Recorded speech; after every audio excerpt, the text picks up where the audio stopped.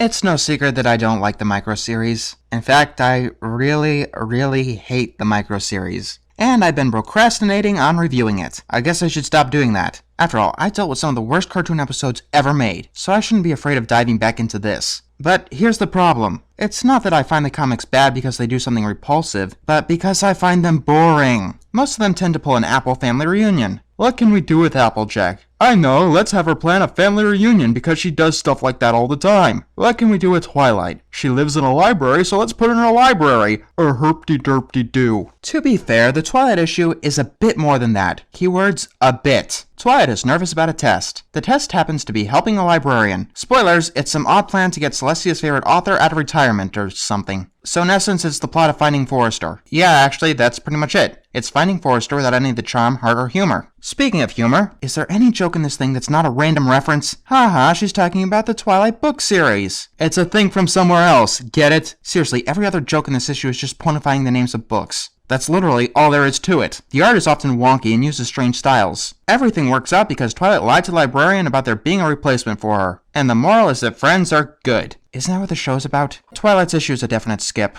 Originally, this review was only supposed to cover the first issue, but that's literally all there is to talk about with the first issue. So, let's move on to the next one and see if I can cover all the main 6 micro-series issues in this video. The Rainbow Dash issue starts with her at a sporting competition. Yeah! Herpy-derpy-derp, let's put Rainbow Dash in a sporting competition because she does that stuff all the time. Where she's pulling off a sonic rain boom. Didn't we already do this? I think it might have been the point of an actual episode at some point. Oh, it's different this time because she has an electric guitar, for some reason. And she gets stopped by a cloud. This cloud is full of voices that feed off of Rainbow's sadness. A cloud that feeds off of sadness. Meanies, Rainbow? Really?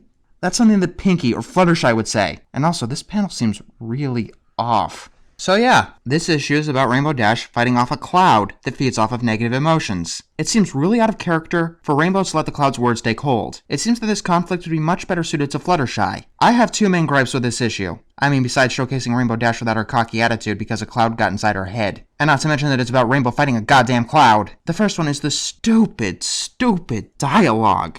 This is more frustrating than the time I had to clip your toenails, dangerous like eating a sandal, or dangerous like splitting your infinitives. What the hell? I want, so badly, to punch whoever wrote that tripe. My other problem is its distinct lack of subtlety. And I'm not even talking about the moral, which quite frankly is hammered in. I'm talking about its humor. The fandom nods are more blatant than Equestria Girls, and that 20% anything got old by the 3rd time that they did it. I really can't get over the fact that it's Rainbow Dash trying everything in her arsenal to fight a cloud. Oh, I'm sorry. It's later revealed to be the plot of Cloud Gremlins, because why the hell not? It's obviously got a moral of perseverance, which is admirable, but they hammer it in way too damn hard. Even if the moral was the slightest bit more subtle than the humor, the dialogue alone makes this edition garbage. It's another one that I can't recommend. If you want to see this plot done correctly, watch the Courage episode, The Tower of Doctors Are Lost. And by the way, since when did the ponies have a television news program? The Rarity Issue is often known as the best of the micro-series. And yeah, it's pretty damn good. Rarity is overworked, so she goes on what she thinks is a spa treatment. When she gets there, she finds out that it's run by hippies that force her to do a bunch of manual labor. She ends up learning to put her own discomfort aside to see the problems of others. I'm not entirely sure that was a moral that she had to learn, but whatever. It's got a good story, some decent humor, and some continuity nods that don't hammer you over the head. At times, it seems like it's taken from other Rarity episodes, particularly suited for success in Sweet and Elite, but the story itself seems original enough to not warrant any outrage. Yeah, the micro-series seems to like to carry on the trends of the show, such as never giving Rarity a bad episode, or having a song in an otherwise mediocre episode.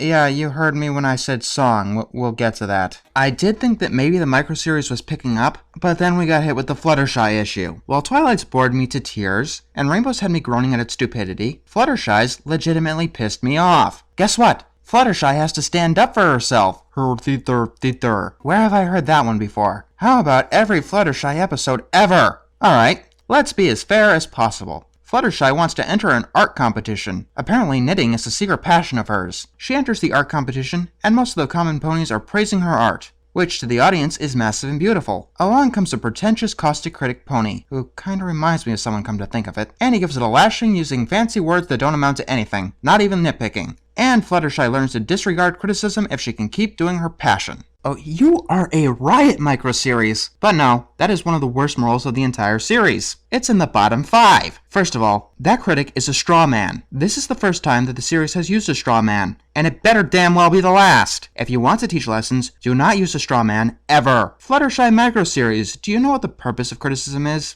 It's not for snide, pretentious assholes to boost their own ego, as you seem to believe. Criticism exists, 1, to tell the consumer what they're getting into, and 2, to help the artist get better. Here's a thought. What if the issue made Fluttershy actually bad at art? Instead of making something wonderful, she made something completely awful, but she still thought that it was wonderful. First of all, the current story would totally fall apart. Seriously, imagine the entire story if Fluttershy's art was obviously terrible. If she took that lesson to heart, then her art would never get better, and she'd be worse off for it. Secondly, she, and by extension the audience, can learn that there are certain kinds of criticism that you should listen to, and certain kinds you shouldn't. You should disregard the pretentious assholes, and focus on the ones who actually try to help you improve your craft. Or Fluttershy could learn that when someone is critiquing your work, they're not critiquing you, and you shouldn't be nervous about it. But no, she learns don't listen to your critics, they're all assholes. Just skip this one. 2 left, and half the main 6 issues are garbage! The Pinkie Pie issue is actually my favorite of the first 6. For starters, it has the best art of the first 6 issues. Everything is bright and colorful and comfortable on the eyes. It stars Pinkie Pie, obviously. She learns that her idol, a clown by the name of Poniachi, is going into retirement, and she tries to find a way to keep him in clowning. The message is phenomenal, that there's always a way to stay involved in what you love doing. Although for a story about a clown, the comedy itself is a bit lackluster. But the story and the art style more than makes up for it. Yeah, I can recommend this one. And let's end this off with Applejack. A goodie! An Applejack story and a series that I find mostly boring to begin with. The conflict is, to be quite frank here, stupid. There's a monster replacing all of the apples with squash. Because, get this, he's the Sasquatch.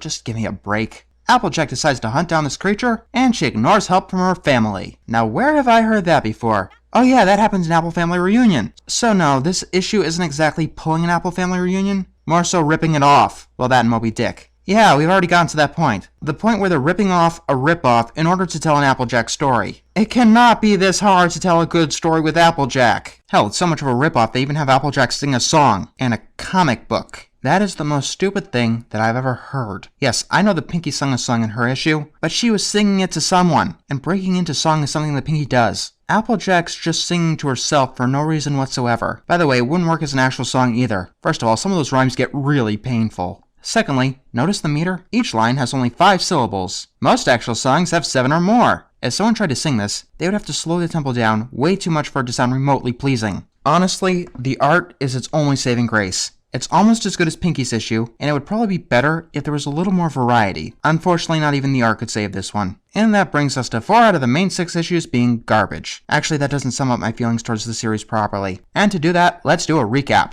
I find the Twilight issue the worst. It has less plot than the Cutie Pox, its reference humor is worse than Double Rainboom, its art frequently looks juvenile, and the moral is the purpose of the whole damn series. Then comes the Fluttershy issue, which uses a straw man to teach a broken moral, hoisted only by a contrived plot. The Rainbow issue has the worst dialogue of anything Friendship is Magic related. Anything Friendship is Magic related. And it has all of the subtlety of cancer. The only reason it's not the worst thing ever is because the other 2 exist. If these 3 were episodes of the show, they would make my bottom 5. And Applejack's would make my bottom 10 for having a horribly recycled plot and frankly a ridiculous concept. It almost seems like a horrible parody rather than anything else. Now the other 2, the good ones. How good exactly are they? Let me put it this way. They aren't good enough to justify the existence of the other 4. For what it's worth, at least the art keeps getting better, and I am at least willing to review the rest of the issues, because why not? It's not like I can give suggestions to how the series can improve because of the 4 that failed. They each failed in vastly different ways, and each of them has different writers.